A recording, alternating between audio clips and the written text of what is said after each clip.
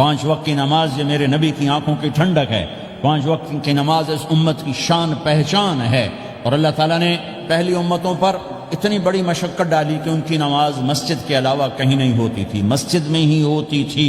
ہمارے لیے کتنی آسانی کر دی، جاب میں ہے مصلی بچھا نماز پڑھ، چلو مصلی بھی کوئی نہیں، زمین دیکھ اس پر کوئی گندگی تو کوئی نہیں ہے، بس زمین بھی تیرے لیے پاک ہے، چل نماز پڑھ۔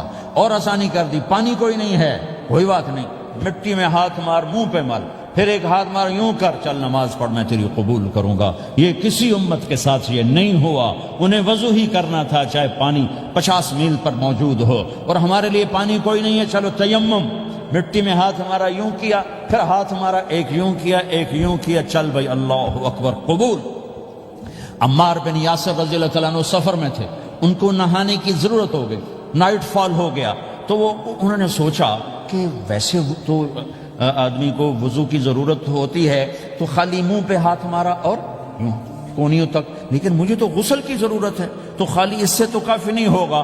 تو انہوں نے کپڑے اتارے، اکیلے تھے، ریت کے اوپر کبھی یوں لیٹے، کبھی یوں لیٹے، کبھی یوں لیٹے، 3-4 دفعہ یوں یوں اور یوں رول ہوتے ہوتے پھر انہوں نے نماز پڑھی۔ آئے اللہ کے نبی کی بارگاہ میں، یا رسول اللہ مجھے رات کو نہانے کی ضرورت پڑ گئی، تو میں نے کہا وضو کے لیے تو خالی یہ 2 دفعہ کرنا کافی ہے، تو یہ تو نہانا تھا، تو میں تو ریت میں خوب رول ہوتا رہا۔ میرے نبی نے انما یکفیک ضربتان، ارے سیدھے بندے عمار، اس کے لیے بھی اتنا ہی کافی تھا کہ تو یوں کرتا اور یوں کرتا اور تو پاک ہو جاتا۔ اللہ نے اس نبی کے طفیل، اس محبوب مصطفیٰ صلی اللہ علیہ وسلم کے طفیل، اللہ نے کیا کیا سہولتیں اور آسانیاں ہمیں عطا فرمائیں۔ پھر نماز 4 کی 2 رکعت کر دی کہ بھئی تم مسافر ہو 2 پڑھو، روزے میں سفر میں روزہ معاف کر دیا، بعد میں رکھ لینا، بعد میں رکھ لینا، قضا کرنے کا حکم، بالکل چھوڑنے کا نہیں۔ اور کہا کہ بھائی مریض ہو چھوڑ دو، مسافر ہو چھوڑ دو، اور نماز 2 رکعت کر دو، سنتیں چھوڑ دو۔ ابن عمر رضی اللہ تعالیٰ عنہ بیٹھے تھے تو انہوں نے 2 رکعت پڑھ کے بیٹھ گئے، تو ان کے خادم نے کہا سنتیں نفل نہیں پڑھو گے؟ کہا اگر پڑھنا تو 4 فرض پڑھتا میں، میرے اللہ نے معافی دے دی تو میں کیوں پڑھوں؟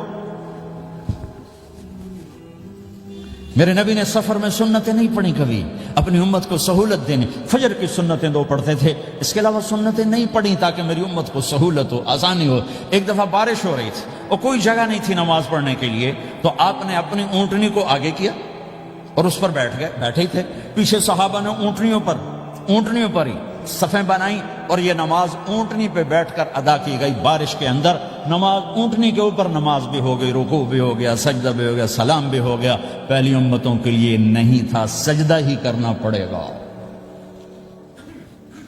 یہ اللہ کے محبوب مصطفیٰ صلی اللہ تعالی علیہ وسلم کی طفیل، میرے اللہ نے ہم پہ فضل و احسان کیا، تو میرے نبی کی زندگی میں عبادات میں نماز سب سے اعلیٰ نظر آتی ہے، سب سے نمایاں نظر آتی ہے۔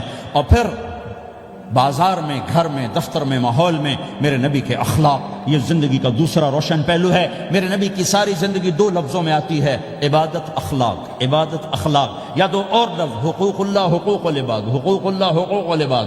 حقوق اللہ میں نماز سب سے اعلیٰ، اور حقوق العباد میں لوگوں کی برداشت کرنا، لوگوں سے درگزر کرنا، معاف کرنا، جھوٹ سے بچنا، دھوکے سے بچنا۔ میرے نبی سے پوچھا گیا یا رسول اللہ مسلمان کنجوس ہو سکتا ہے؟ ہم نے کہا ہو سکتا ہے۔ یا رسول اللہ مسلمان کمزور ہو سکتا ہے، بزدل ہو سکتا ہے، ڈرپوک ہو سکتا ہے؟ آپ نے کہا ہو سکتا ہے۔ یا رسول اللہ مسلمان جھوٹ بول سکتا ہے؟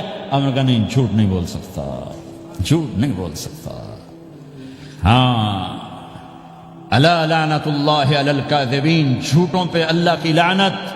اس لعنت کے ساتھ 400 پاؤنڈ بچا لیے، 4000 بچا لیے، 4 ملین بچا لیے، 4 بلین بچا لیے، 4 ٹریلین بچا لیے، ساری دنیا کو بچا لیا، اور اوپر اللہ کی لعنت پڑی تو اللہ کی قسم گھاٹے کا سودا ہے۔ اور سچے ہو گئے، سچ بولا، یہ میں 100 پاؤنڈ کماتا ہوں، لے لو جو لینا ہے اس میں سے، یہ میں 1000 پاؤنڈ کماتا ہوں، لے لو جو لینا ہے، یہ میں 50,000 پاؤنڈ کماتا ہوں، لے لو جو لینا ہے، کہ مسلمان کی زبان سے جھوٹ نہیں نکلتا، سچ ہی بولتا ہے۔ آپ تشریف لے جا رہے ہیں، ایک آواز ہے یا رسول اللہ، آپ نے یوں دیکھا، کوئی نظر نہیں آیا، پھر آواز ہے یا رسول اللہ، تو آپ نے دیکھا کہ ہرنی ڈیئر چھوٹی وہ کھڑی ہوئی، رسی میں بندھی، تو آپ نے کہا کیا ہوا؟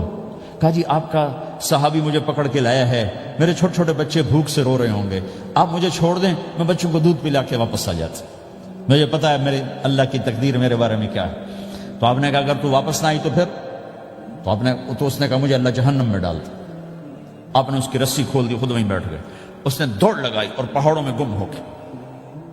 تھوڑی دیر کے بعد وہ دوڑتی ہوئی آئی اور آ کے سر یا رسول اللہ میں حاضر ہو گیا. تو آپ نے اس کو باندھ کے وہیں آپ بیٹھ گئے نہیں. دیر کے بعد وہ صحابی آئے جنہوں نے اس کو شکار کیا تھا, پکڑا تھا. تو کہنے لگے, ان کا یا رسول اللہ آپ یہاں کیسے؟ کہ میں ایک درخواست لے کر آیا ہوں. کیا؟ کہ یہ ہرنی مجھے ہدیہ کر دو. کہ یا رسول اللہ سب کچھ آپ کا ہے, یعنی بس یہ ہدیہ کر دو. یا رسول اللہ حاضر. تو آپ نے اس کو لے کر رسی اس کی گردن سے نکالی کہ جا بچی اپنے بچوں کے پاس جا کے خوشی منا. سچ نجات دیتا ہے اور جھوٹ ہلاک کرتا ہے. ایک ہرنی جان کی بازی کھیل گئی سچ بولنے کے لیے. تم چند پونڈوں پہ جھوٹ بولتے ہو, ایمان کو برباد کر کے رکھ دیتے ہو. مسلمان جھوٹ نہیں بولتا, مسلمان دھوکہ نہیں دیتا, مسلمان کی زبان سے سخت بول نہیں نکلتا, کسی کو بے عزت نہیں کرتا, کسی کو کی بے کامی نہیں کرتا, کسی کا دل نہیں توڑتا, کسی کو ذلیل نہیں کرتا, خود سہتا ہے, اوروں کو خوشیاں دیتا ہے, خود دکھ سہتا ہے, اوروں کو راحت دیتا ہے, خود تکلیف سہتا ہے. یہ میرے نبی کے اخلاق ہیں, یہ میرے نبی کی زندگی ہے, اور یہ اسلام کا سب سے بڑا چیپٹر ہے, اور سب سے مشکل چیپٹر ہے. جب میرے نبی نے لمبی نمازیں پڑھی تو اللہ نے روک دیا کہ میرے حبیب ما انزلنا علیک القرآن لتشقى, اتنی لمبی نماز نہ پڑھ کے تو تھک جائے. میرے نبی نے تبلیغ میں زور دکھایا تو اللہ نے روک دیا, فلتذهب نفسك علیہم حسرات. میرے نبی اتنا غم نہ کر کے آپ خود ہی آہیں بھرتے بھرتے آپ مر جائیں. میرے نبی نے مال سارا خرچ کیا, اللہ نے اس سے بھی روک دیا. ولا تبسطها كل البسط فتقعد ملوما محسورا. اتنا خرچ نہ کریں کہ آپ خود پھر دکھی ہو کے بیٹھ جائیں. خرچ کرنا بہت بڑا عمل, تبلیغ سب سے سارے عملوں کا سردار عمل. تبلیغ سے بڑا کوئی کام ہوتا تو اللہ نبیوں کو دیتا. اگر تبلیغ سے بڑھ کر کوئی کام ہوتا تو اللہ نبیوں کو دیتا. گشت سے بڑھ کر کوئی محنت ہوتی تو اللہ نبیوں کو دیتا. 950 سال نوح علیہ السلام گشتی کر رہے ہیں. اور اللہ کی مان لو, اللہ کی مان لو. اتنا عظیم عمل کا میرے نبی درمیانہ. نماز سب سے بڑی عبادت, میرے نبی درمیانہ کام. لیکن جب میرے نبی نے اخلاق اچھے کیے, دشمن کو معاف کرنا. لیکن ایک آدمی آپ سوئے ہوئے تھے, آپ کی تلوار لٹکی تھی, ایک آدمی آیا, اس نے آپ کی تلوار اتاری اور یوں ماری پسلی میں. آپ اٹھ کے بیٹھ گئے. اب وہ قتل کے ارادے کے لیے آ چکا ہے اور تلوار یہاں ہے. کہتا من یمنعک منی, اب بول تمہیں کون بچائے گا؟ تو آپ نے مسکراتے ہوئے کہا اللہ. تو اس کے ہاتھ سے تلوار گر پڑی. تو آپ نے اٹھا لی, آپ نے یوں سیدھی کی, اب تو بچا, تجھے کون بچائے گا؟ وہ کہنے لگا مجھے تو ہی بچائے گا. وہ تو اللہ کو جانتا نہیں تھا. کہ بابا مجھے تو ہی بچائے گا. تو آپ کہتے ہیں اس کا سر اڑا دو, یہ نبی کو قتل کرنے آیا ہے. میرے نبی نے فرمایا کلمہ پڑھتے ہو؟ کہ نہیں پڑھتا. کہ جاؤ معاف کیا. یہ میرے نبی کے اخلاق ہیں. 20 سال جنہوں نے قتل کے منصوبے بنائے, مکہ والے. جب آپ مکہ میں فاتحانہ داخل ہوئے, ابو سفیان سب سے زیادہ آپ کو دکھ پہنچانے والوں میں پیش. تو آپ نے ابو سفیان کو عزت دی. جو ابو سفیان کے گھر میں داخل ہوگا اس کو کچھ نہیں کہا جائے گا. آپ تو ابو سفیان کو بلا کے سولی پہ لٹکاتے, اور آپ کہہ رہے ہیں جو ابو سفیان کے گھر میں جائے گا اسے کچھ نہیں کہا جائے گا, جو بیت اللہ میں ہوگا اسے کچھ نہیں کہا جائے گا. سارا مکہ سامنے, آپ یوں بیت اللہ کا دروازے پر یوں دونوں ہاتھ ایسے ٹکا کے کھڑے تھے. پھر آپ نے کہا میں کیا کروں گا اب تمہارے ساتھ؟ تو سہیل بن عمر نے کہا آپ کریم ہیں, کریم کے بیٹے ہیں. تو آپ نے کہا جاؤ میں نے معاف کیا. یہ اخلاق آج مٹ چکے ہیں. مردوں سے, عورتوں سے, علم والوں سے, خانقاہ والوں سے, تبلیغ والوں سے, سب زیرو ہوئے پڑے ہیں. جب تک یہ اخلاق زندہ نہیں ہوتے اسلامی زندگی قائم نہیں ہو سکتی, اسلامی معاشرت قائم نہیں ہو سکتی. اور دین 2 چیزوں سے آگے پھیلتا ہے, ایک دعوت اور ایک اخلاق. دعوت اور اخلاق. دعوت نہیں ہوگی تو اخلاق وہیں پڑے رہ جائیں گے. اخلاق نہیں ہوں گے تو دعوت کوئی قبول نہیں کرے. میرے نبی نے کتنے معجزے دکھائے مکے میں, نہیں کلمہ پڑھا. بدر میں ان کے 70 مارے گئے, فرشتوں کو دیکھا, جبریل کے گھوڑے کی آواز سنی, کلمہ نہیں پڑھا. خندق میں شکست ہوئی, کلمہ نہیں پڑھا. پانی نکلتے دیکھا, انگلیوں سے کلمہ نہیں پڑھا. ایک بکرے کا ایک بازو پکایا, ایک بازو بکرے کا, ایک اگلا جو بازو تھا, اور 40 آدمیوں نے کھانا کھایا اور ایک بوٹی کم نہیں ہوئی. کلمہ نہیں پڑھا.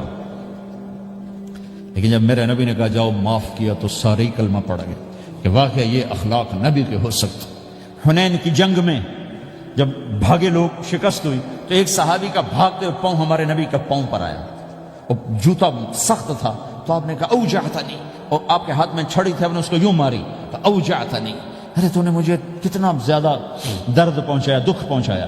وہ بیچارے پگھل کے رہ گئے اور پریشان ہو گئے، اور کہیں فرماتے ہیں سارا دن میں پریشان، ساری رات پریشان کہ اللہ کے نبی کو میں نے تکلیف پہنچائی، اب میرا کیا بنے گا۔ اگلا دن ہوا تو اعلان ہو رہا تھا بھائی جس کا پاؤں نبی کے پاؤں پہ آیا تھا اس کو اللہ کے نبی بلا رہے ہیں۔ تو صحابی کہنے لگے میں نے سمجھا بس اب میری تو دنیا بھی گئی اور آخرت بھی گئی، اب میرے اوپر کیس بنے گا اور مجھے ڈانٹ ڈپٹ بھی ہوگی، میرا کتنا بڑا گھاٹا نقصان ہوگا۔ یہ حاضر ہوئے ڈرتے ڈرتے، تو آپ نے فرمایا میرے بھائی کل میں نے تمہیں چھڑی ماری تھی، وہ مجھے معاف کر دینا، اور یہ 80 اونٹ تمہیں ہدیہ دیتا ہوں، 80 کیملز یعنی 80 پراڈو، 80 رینج روور کا یہ میری طرف سے تمہیں ہدیہ ہے۔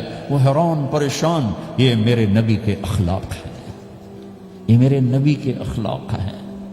کانٹے بچھانے والی نے 4 دن آنا چھوڑ دیا، بیمار ہو گئی تھی، تو ہم نے کیا بات ہے، وہ ہمارے راستے میں اب کانٹے کوئی نہیں ہیں، کہا جی وہ بیمار پڑی ہے جو کانٹے بچھاتے تھے، تو آپ اس کے گھر چلے گئے، ماں جی خیریت تو ہے، اب ٹھیک تو ہیں، کہا بیٹا مجھے کلمہ پڑھا دے، بس تیرے اخلاق نے مجھے فتح کر لیا ہے۔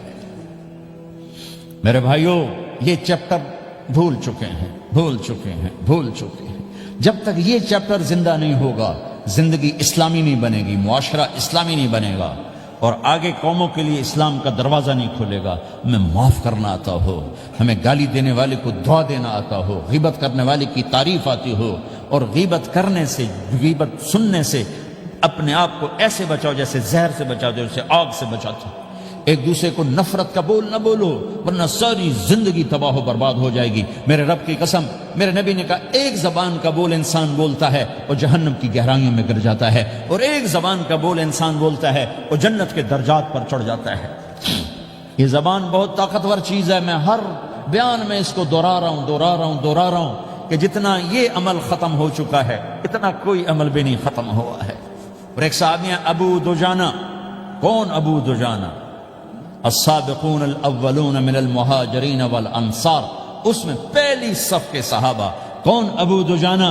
جب آپ حج پر گئے تو اپنی جگہ مدینے کا امیر ابو دجانہ کو بنایا۔ ابو دجانہ حج میں شریک نہیں ہوئے کہ آپ نے اپنی جگہ ان کو اپنا نائب بنا کے وہاں کھڑا فرمایا ابو دجانہ میری جگہ پر مدینے کا امیر ہے، یہ وہ ابو دجانہ ہیں۔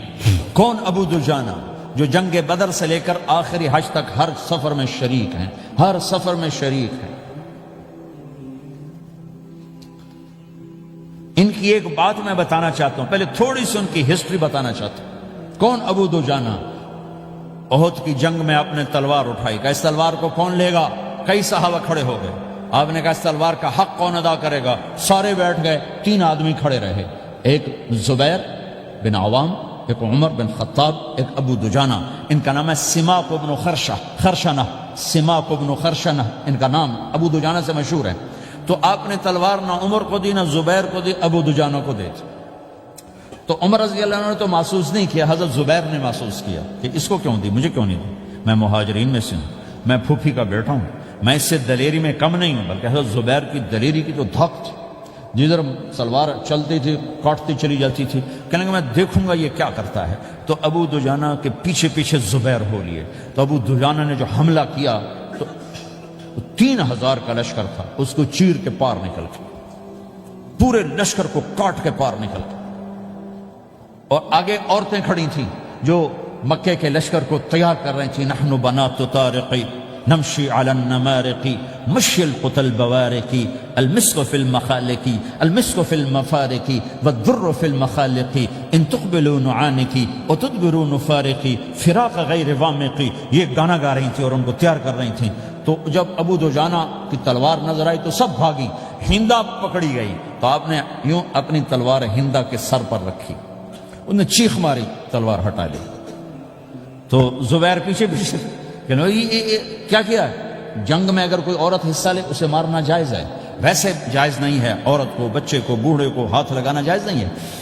تو انہوں نے کہا تلوار کیوں نہیں چلائی؟ کہا میرے محبوب کی تلوار ہے، عورت کے خون سے رنگین کر کے اس کی شان نہیں گھٹانا چاہتا، یہ میرے نبی کی تلوار۔ پھر واپس ہوئے، پھر اٹیک کیا اور پھر مجمع کو چیر دیا۔ سامنے ایک آدمی آ رہا تھا ہاتھی کی طرح، اتنا لمبا موٹا تازہ، تو زبیر کہنے لگے میرے جی میں آیا کبھی اس کی ٹکر ہونا پھر میں دیکھوں ابو دجانہ کیا چیز ہے۔ تو اللہ کا کرنا ایسا ہوا، ابو دجانہ دونوں آمنے سامنے ہو گئے۔ تو وہ ایسے شاہ سوار تھے کہ دونوں طرف کے لشکر ذرا تھم گئے اور وہ دونوں بھڑ گئے۔ ابو دجانہ کے اپنے جوہر، اس پہلوان کے اپنے جوہر، غبار اٹھا، مٹی اٹھی، اور اس کی اپنی طاقت، ان کی اپنی طاقت، انہوں نے ابو دجانہ کو اس نے زخمی کر دیا۔ ابو دجانہ نے جو جوش میں آ کے ماری تلوار، اس کو لگی یہاں، تو اتنی طاقت سے لگی کہ اس کے نیچے اتر کر دو ٹکڑوں میں تقسیم کر دی۔ یوں ماری تو ایک حصہ ادھر، ایک حصہ، پھر یوں دیکھا اور اپنے چہرے سے لوہے کی ٹوپی اتاری، اما ترا انا ابو دجانہ، کیا دیکھ رہے ہو؟ میں ہوں ابو دجانہ، تلوار صحیح لی ہے میں نے، غلط نہیں لی۔ یہ ابو دجانہ ہیں۔ اور جب شکست ہو گئی احد کی جنگ میں، اور پھر 10-12 آدمیوں نے آپ کو گھیرے میں لیا ہوا تھا، ان میں ایک ابو بکر تھے، عمر تھے، علی تھے، طلحہ تھے، زبیر تھے، سعد بن ابی وقاص تھے، اور سہل بن حنیف تھے، عبادہ قتادہ بن نعمان تھے، اور ابو دجانہ تھے رضی اللہ تعالی عنہم۔ ان میں سے ایک ابو دجانہ بھی تھے، اور یمامہ کی جنگ میں ابو دجانہ شہید ہوئے، یمامہ کی جنگ میں شہید ہوئے۔ یہ ابو دجانہ کی تھوڑی سی سیرت آپ کے سامنے آئی ہے۔ اس کے بعد اب آپ ان کے قول کو سنو تاکہ اس کا وزن آپ کے سامنے آئے۔ یہ بدر کے شریک ہیں، اللہ کے نبی نے کہا بدر کا صحابی جو مرضی کرے بخشا گیا۔ یہ صلح حدیبیہ کے شریک ہیں، اللہ نے قرآن میں کہا لقد رضی اللہ، میں ان سے راضی ہو گیا۔ یہ صحابی ہیں، اللہ نے کہا کلا وعد اللہ الحسنی، اے میرا نبی تیرے ہر صحابی کے لیے جنت کا وعدہ ہے۔ اور اب یہ کیا کہتے ہیں؟ یہ کیا کہتے ہیں لوگو؟ ان ارجع عملی عند، لوگو میرے پاس، ابو دجانہ میرے پاس بخشش کا سب سے بڑا عمل جانتے ہو کیا ہے؟ بدر نہیں، احد نہیں، حدیبیہ نہیں، خندق نہیں، خیبر نہیں، فتح مکہ نہیں، آخری حج نہیں۔ کیا ہے؟ کیا ہے لوگو؟ ان ارجع عملی عندی، میرے پاس آخرت میں بخشش کا سب سے بڑا عمل بس ایک ہے کہ ما آذیت احدا بلسانی، میں نے اپنی زبان سے کبھی کسی کو دکھ نہیں پہنچایا۔ ولا اجد فی قلبی غلا لاحد، اور میرے دل میں کسی کے لیے بغض کوئی نہیں ہے، بس یہ میری بخشش کا عمل ہے۔ تو بھائیو، نبی کے اخلاق میں دو چیزیں لے لو، ایک زبان سے کسی کو دکھ نہ دو، ایک دل میں کسی کا بغض نہ رکھو۔ اللہ کی قسم بغیر حساب کتاب کے جنت میں جاؤ گے۔ بڑے بڑے جنید بغدادی اور بڑے بڑے معرفت والے تمہیں دیکھتے رہ جائیں گے، تمہاری رفتار اتنی تیز ہوگی کہ تمہیں وہی پکڑ سکے گا جس کا یہ دو عمل تم سے زیادہ اچھا ہوگا۔ جس روڈ پہ رش ہوتا آپ وہاں سے گاڑی ہٹا لیتے ہو، ادھر نہیں جانا، ادھر رش ہے، وہ سائن وغیرہ آپ کو آ جاتے ہیں کہ ادھر بلاک ہے، ادھر نہیں جانا، ادھر جانا ہے۔ تو جہاں روڈ پہ رش ہوتا ہے تو قیمتی سے قیمتی گاڑی کی رفتار بھی آہستہ ہو جاتی ہے، اور جہاں روڈ خالی ہوتا ہے تو پرانی گاڑی بھی بھاگے جا رہی ہوتی ہے۔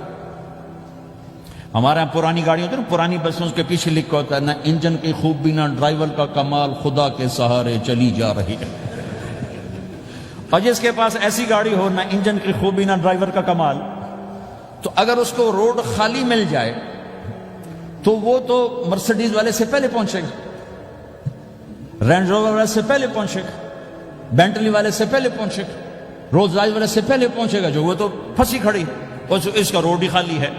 تو میرے بھائیو، یہ میں ایک مثال دیتا ہوں، عبادات کی روڈ پہ بہت رش ہے، نمازی بے شمار ہیں، روزے دار بے شمار ہیں، عمرے والے بے شمار ہیں، حج والے بے شمار ہیں، اور تہجد گزار بے شمار ہیں، علماء بے شمار ہیں، حافظ بے شمار ہیں، ذکر والے بے شمار ہیں، بہت رش ہے، تبلیغ والے بے شمار ہیں، لیکن جو اخلاق والا روڈ ہے نا، یہ خالی پڑا ہے۔ اس پہ موٹر زوکی پہ چڑھ کے آ جاؤ تو سب سے آگے نکل جاؤ، سائیکل پہ چڑھ کے آ جاؤ تو سب سے آگے نکل جاؤ، کہ روڈ ہی خالی ہے، اخلاق کا روڈ خالی ہے۔